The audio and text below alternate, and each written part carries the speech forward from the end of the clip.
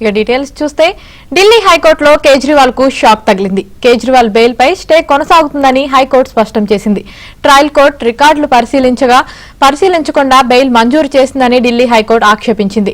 Bail మంజూరు చేసిన విధానం సరిగ్గా లేదని అభ్యంతరం వ్యక్తం చేసింది. ఇక హైకోర్టు తీర్పుపై సుప్రీంకోర్టులో కేజ్రీవాల్ వేసిన పిటిషన్పై రేపు విచారణ జరగనుంది.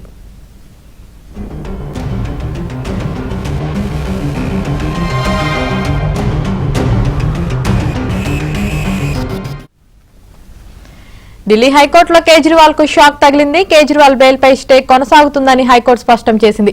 ఇదే విషయానికి సంబంధించి మరింత సమాచారం ఢిల్లీ కరెస్పాండెంట్ సతీష్ అడిగి తెలుసుకుందాం. సతీష్, యామని ఢిల్లీ హైకోర్టులో సీఎం కేజ్రీవాల్ కు చిక్కెదురైంది. కేజ్రీవాల్ బెయిల్ పై తీర్పు వెల్లడించాలని హైకోర్టు కాన్స్టిట్యూషన్ స్పష్టం చేసింది. ఇక కేజ్రీవాల్ బెయిల్ పిటిషన్ పై స్టే కొనసాగుతుందని కూడా స్పష్టం చేసింది. అయితే ఇటీవల 20వ తేదీన ట్రయల్ కోర్టు కేజ్రీవాల్ కు బెయిల్ మంజూరు చేసింది. బెయిల్ మంజూరు చేసిన వెంటనే ఈడీ హైకోర్టును ఆశ్రయించింది. ఢిల్లీ హైకోర్టులో పిటిషన్ దాఖలు చేసింది. తమ వాదనలు సరిగ్గా వినముందుకే కోర్టు కేజ్రీవాల్ కు బెయిల్ మంజూరు చేయడానికి సవాల్ చేస్తూ పిటిషన్ దాఖలు చేయడంతో వెంటనే రౌజెండ్ కోర్టు ఇచ్చిన తీర్పుపై ఢిల్లీ హైకోర్టు స్టే విధించింది. స్టే విధించడంతో వెంటనే సీఎం కేజ్రీవాల్ సుప్రీంకోర్టును ఆశ్రయించారు. అయితే సుప్రీంకోర్టులో నిన్నంతా కూడా వాదన కొనసాగి సుప్రీంకోర్టు 2 రోజులు గడువు ఇచ్చింది. 2 రోజుల్లో తీర్పు వెల్లడించాలని ఇప్పటికే హైకోర్టు స్పష్టం చేసింది. అయితే అరవింద్ కేజ్రీవాల్ వాదనలో ప్రధానంగా ఈడీ వాదనలు ఎక్కడా వినలేదు, పరిగణలోకి తీసుకోలేదు ట్రయల్ కోర్టు కూడా. అందులో భాగంగానే బెయిల్ మంజూరు చేసిన అంశాన్ని కూడా స్పష్టం చేయడంతో